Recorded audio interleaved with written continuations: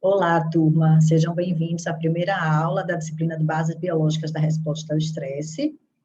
Essa é uma disciplina oferecida pelo Departamento de Fisiologia e Comportamento da Universidade Federal do Rio Grande do Norte, que será ministrada por mim, professora Nicole Coelho.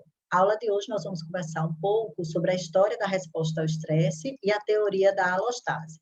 A gente vai ver que a teoria da alostase é uma teoria mais moderna, que ela veio complementar aqueles conceitos já bem estabelecidos e compreendidos da teoria da resposta ao estresse. Foi orientado via CIGAR que antes de assistir essa aula, os alunos deveriam fazer uma leitura de 3 textos. O primeiro texto se chama A Herança de Otzi. Ele é um texto que mostra um pouco de como é que seria a resposta ao estresse no ambiente pré-histórico.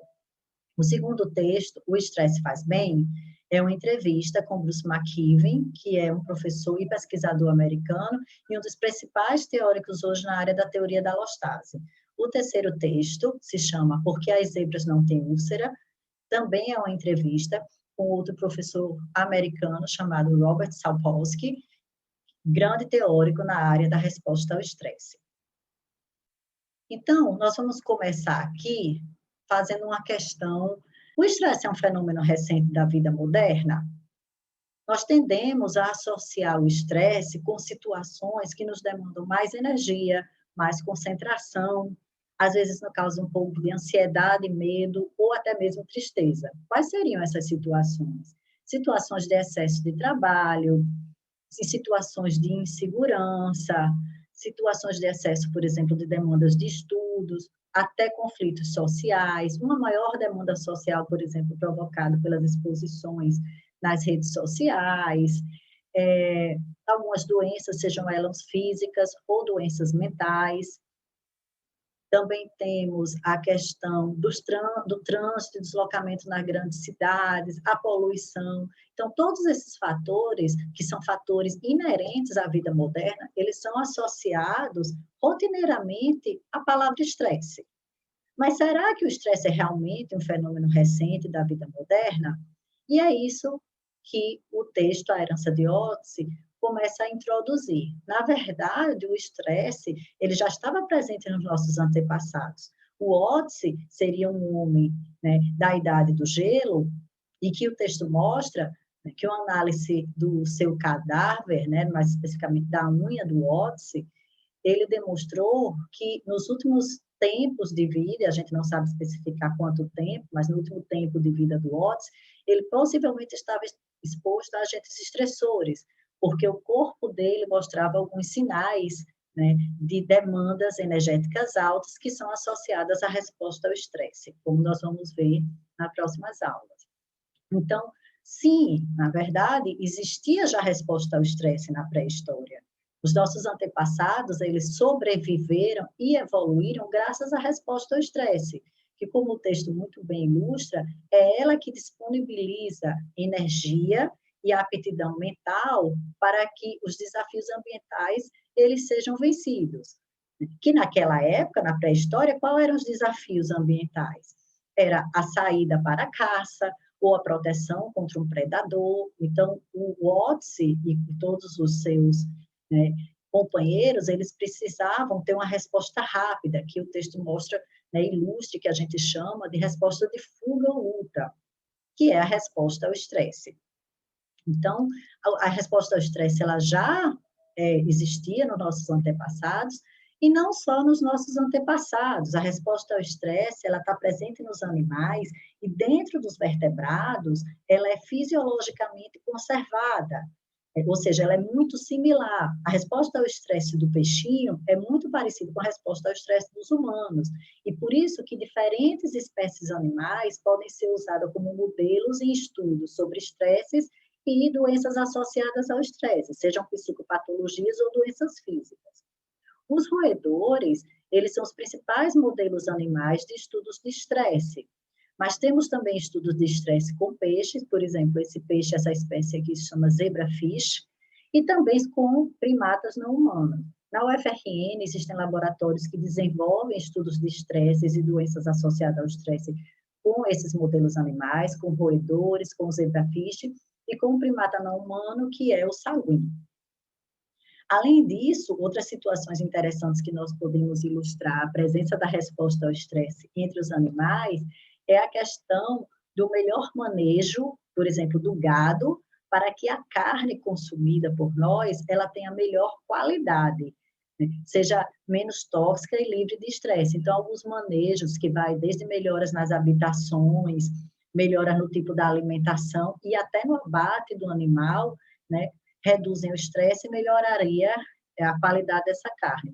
Temos algumas situações extremas, que, por exemplo, a gente pode ver numa raça de gado chamada Wagyu, é uma raça japonesa que produz um bife que se chama Kobe, e nessas criações do Wagyu, tem algumas situações, alguns criadores que colocam o animal para escutar música clássica, que dão banho no animal com cerveja, tudo isso tentando reduzir o estresse.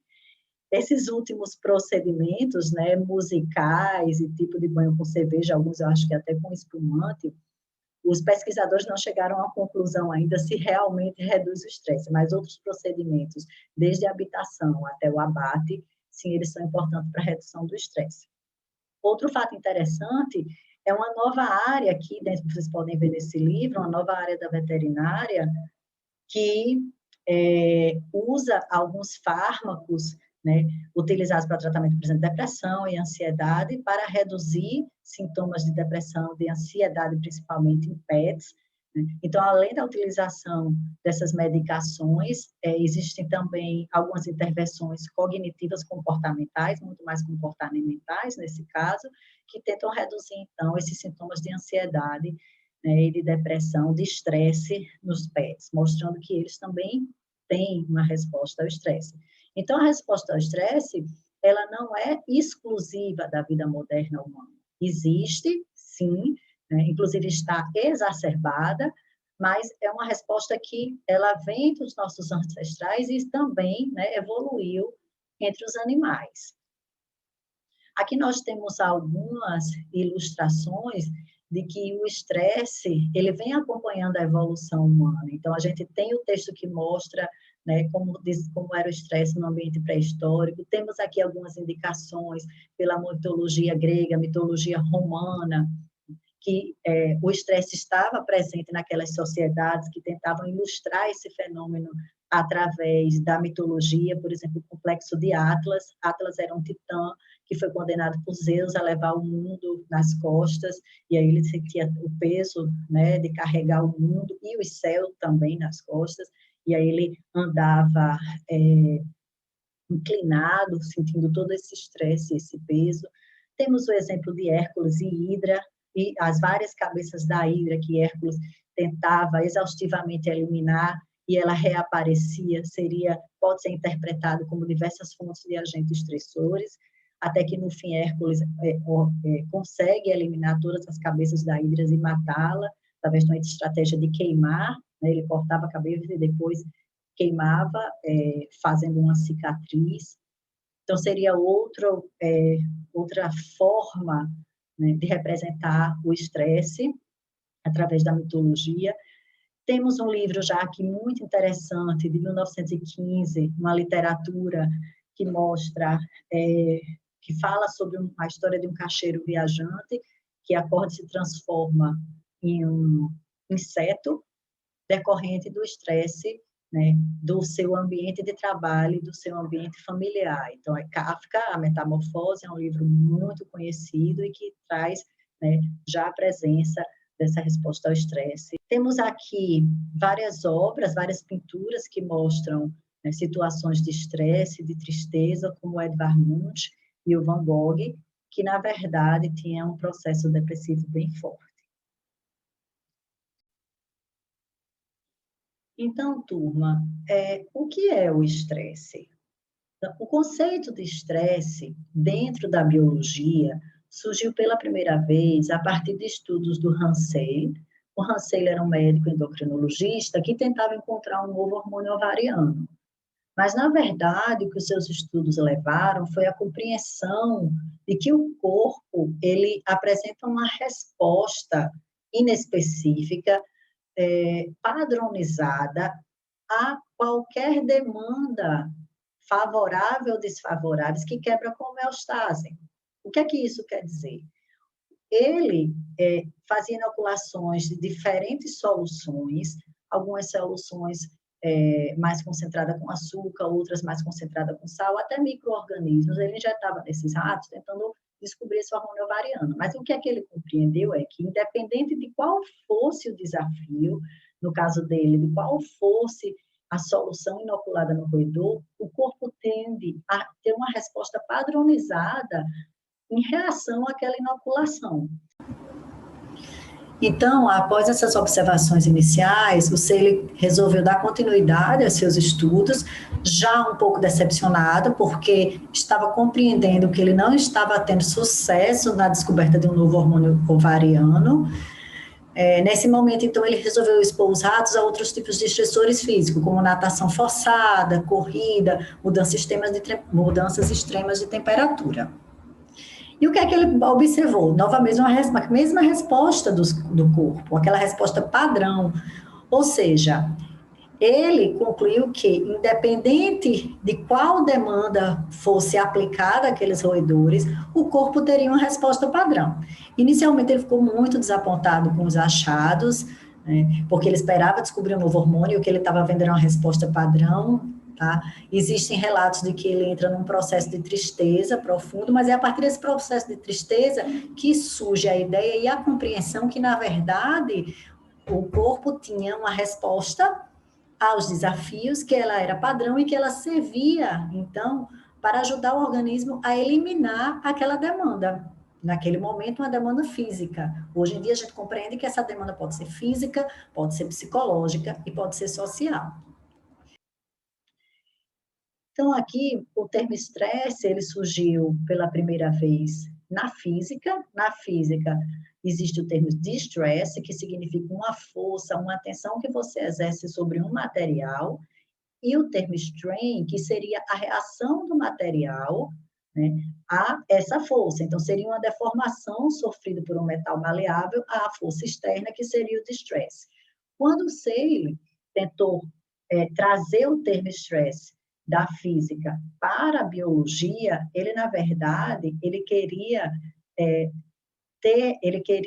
exemplificar a reação do corpo a uma demanda externa. Então, o que ele, na verdade, estava querendo falar é que o corpo, ele apresentava uma reação similar ao strain, só que ele nomeou essa reação de forma errônea como estresse.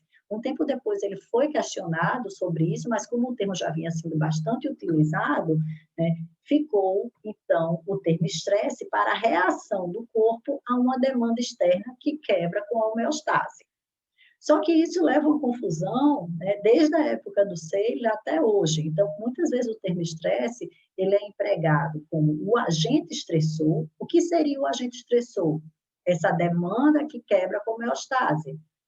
No caso dos estudos do Seelig, seria as injeções das substâncias que ele estava fazendo no roedor. Depois, o exercício físico, a modificação de temperatura que os roedores foram expostos. Para nós, o que seriam agentes estressores? Tudo aquilo que a gente colocou no início da aula, aquela demanda da vida moderna, o excesso de trabalho, problemas de relacionamentos, mas também algumas situações físicas, como mudanças de temperatura extrema, também pode ser um agente estressor para nós, algumas demandas emocionais também. Então, os estressores, eles podem ser físicos, psicológicos e sociais.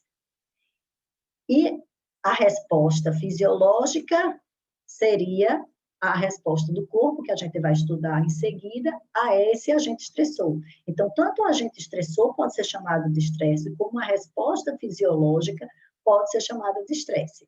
E ainda existem situações em que as patologias resultantes da resposta ao estresse, como ansiedade, depressão, algumas doenças inflamatórias, também são nomeadas como estresse. Então, isso causa um pouco de confusão.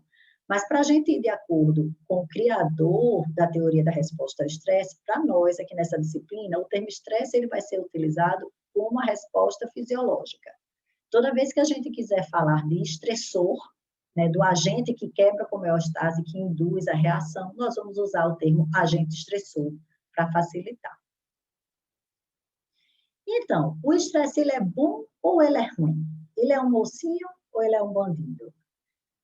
Nós temos, como nós tendemos a associar a resposta ao estresse àquelas demandas da vida moderna, né, ao esgotamento energético, à ansiedade, à tristeza, algumas doenças de pele, doenças autoimunes, nós tendemos a interpretar o estresse como sendo o bandido da história.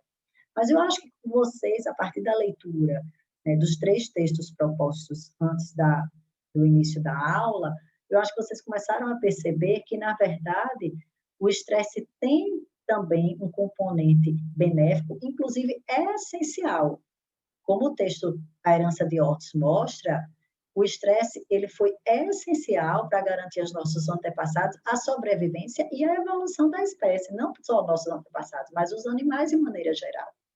O que acontece é que hoje em dia esse estresse, essa resposta ao estresse, ela perdeu um pouco o alvo.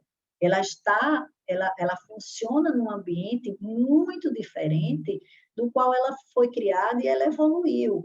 Imagine os agentes estressores da época do Watts, que selecionaram a resposta ao estresse, e os agentes estressores presentes hoje na vida moderna. Então, são situações ambientais, são demandas ambientais e sociais e psicológicas também totalmente diferentes. Então, o que está acontecendo é que o sistema de resposta ao estresse hoje em dia, ele é fundamental, ele é essencial, como nós vamos discutir, só que tem um componente dessa resposta que ele perdeu um pouco o alvo e é ele que é associado, então, ao surgimento de patologias e a um desequilíbrio físico. Então, os 2 textos do professor McKeever e do Sapolsky, ele traz essa ideia de que o estresse tem um componente benéfico, que o estresse é importante, é ele que nos dá energia para vencer os desafios do dia a dia, né? Para vocês estarem aqui assistindo aula, para vocês fazerem uma prova, para você ter uma aptidão física de resolver um problema, de lidar com as demandas sociais. Então, o estresse é fundamental. Uma pessoa que tem algum problema e, por acaso, não tem uma resposta ao estresse, né? Essa resposta ao estresse desse indivíduo, ela é insuficiente, ele também vai ter uma doença. É porque hoje em dia é muito mais comum nós associarmos as patologias ao excesso de estresse do que à carência da resposta ao estresse. Mas a gente nem pode ter muito, nem pode ter pouco.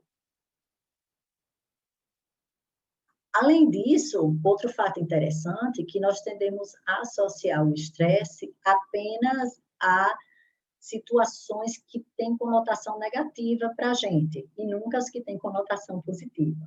Então, a gente sempre espera, né, que as pessoas, de maneira geral, associem o estresse a trânsito, doenças, problemas de relacionamento, fome, excesso de trabalho, excesso de estudo. Raras são as vezes que nós associamos o estresse a situações de conotação emocional positiva, como, por exemplo, os esportes radicais. Quando os indivíduos estão fazendo esportes radicais, e não só esportes radicais, os esportes de maneira geral, a gente tem uma ativação do sistema de resposta ao estresse. Falar em público, uma prova, um concurso, o nascimento de um filho, um casamento, até mesmo quando se vê o crush. Então, todas essas situações inesperadas, sejam elas de conotação positiva, como nós temos aqui nesse lado, ou negativa, ele rompe com a homeostase, ele rompe com o equilíbrio do organismo, né? E aí, a gente responde a essa demanda através dos mecanismos de resposta ao estresse. Então, é muito parecido com o que o Say viu há algum tempo atrás. O que ele via era que, não importa qual tipo de demanda ele apresentasse para aqueles ratinhos, seja inoculação de uma substância desconhecida, fosse colocar o ratinho em situação de mudança de temperatura ambiental, fazer com que os ratinhos corressem mais, independente da situação, o corpo teria uma resposta muito padrão que auxiliava o ratinho a lidar com aquela demanda. Então, é isso que acontece com a gente também.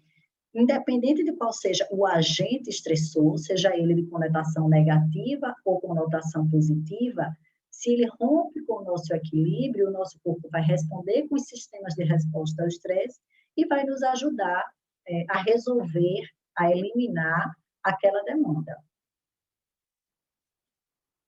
Então, a resposta ao estresse que nós encontramos hoje em dia nos seres humanos e que existia nos nossos antepassados da Idade da Pedra é a mesma.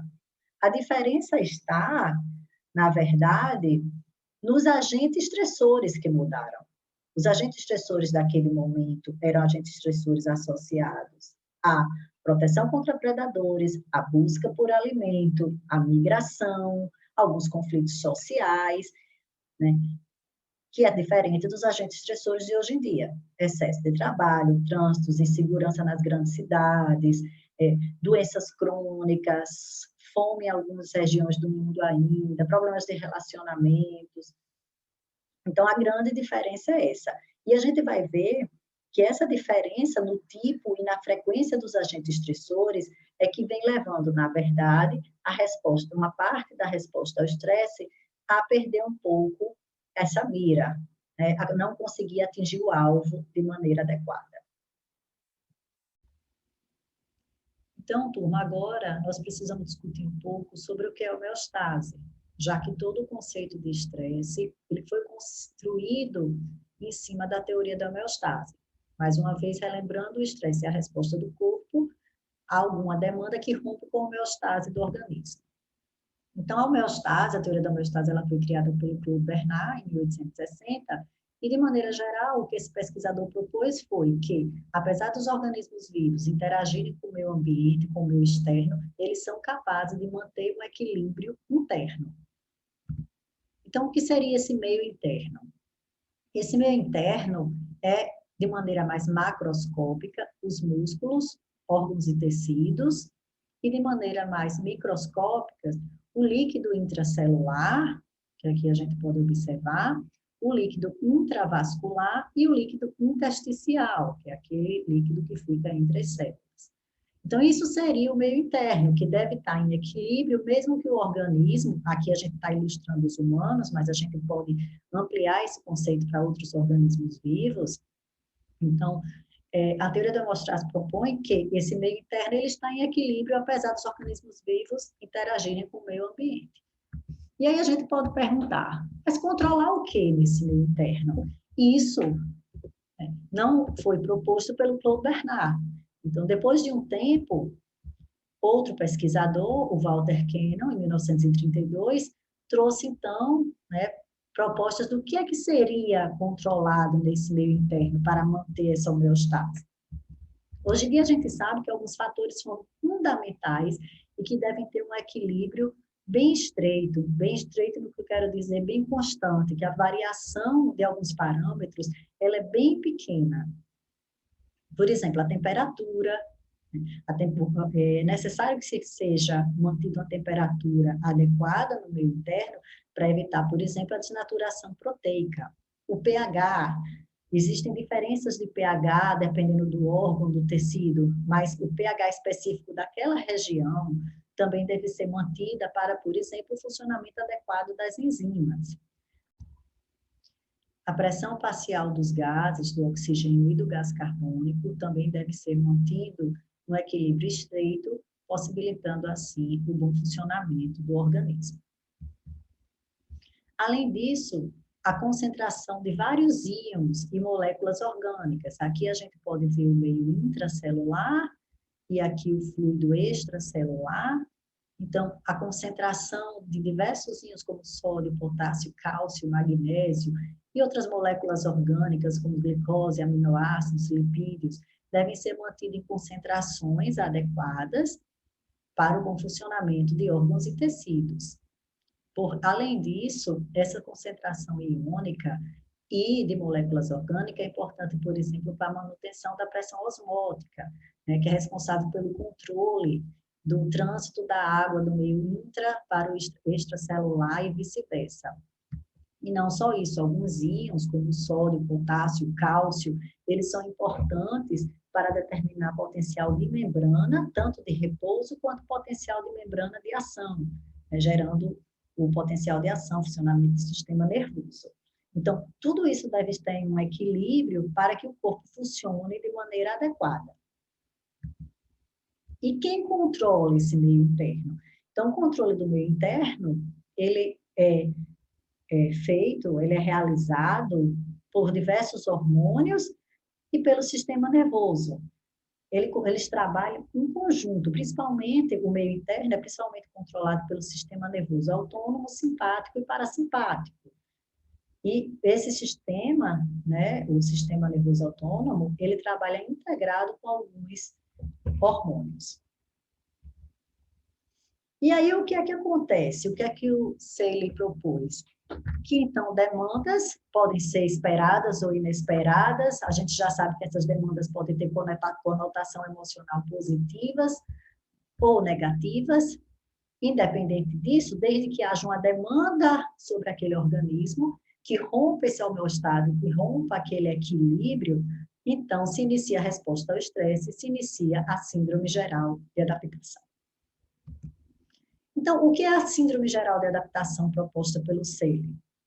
Essa resposta seria essa resposta que a gente tem ilustrada aqui nesse gráfico, composta por 3 fases: fase de alarme, fase de resistência e fase de exaustão. A fase de alarme seria a fase inicial da resposta ao estresse, ou da síndrome geral de adaptação. Um pouco tempo depois, essa fase de alarme, ela passa a ser chamada de fase de resistência, e logo em seguida, fase de exaustão. Veja-se que esse gráfico, a gente tem aqui no eixo X o tempo, e aqui no eixo Y a performance do indivíduo. Então, na fase de alarme, você veja que a performance ela tem uma ligeira queda, mas ela começa a aumentar, chegando no seu pico, né, o topo da performance na fase de resistência, e depois há uma queda dessa performance na fase de exaustão. Turma, aqui a gente tem uma outra maneira de compreender um pouco o equilíbrio entre homeostase e resposta ao estresse, ou também, como a gente acabou de ver no slide anterior, que também é conhecido como síndrome geral da adaptação. O que acontece é que nós temos uma função, qualquer uma daquelas funções que nós exemplificamos agora há pouco, seja a temperatura, seja a concentração de uma molécula orgânica ou inorgânica, o pH. Então, qualquer uma dessas variáveis, elas são monitoradas por sensores. Quando aquela variável sai um pouco do limite que ela deve estar, o sensor é ativado e gera uma resposta, que a gente tem aqui, que são geralmente os controles de feedback negativo, que vai tentar trazer aquela variável para o seu valor correto. Por exemplo, nós temos a concentração de glicose. Caso essa concentração de glicose caia muito ou aumente muito, saindo daqueles valores ideais, sensores que nós temos no corpo vão ativar uma resposta através do feedback negativo que vai regular esses níveis de glicose. Isso é muito parecido com o funcionamento, por exemplo, de uma máquina de ar-condicionado.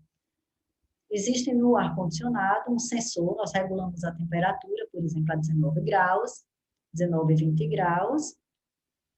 Essa temperatura está sendo monitorada por um sensor dentro do ar-condicionado.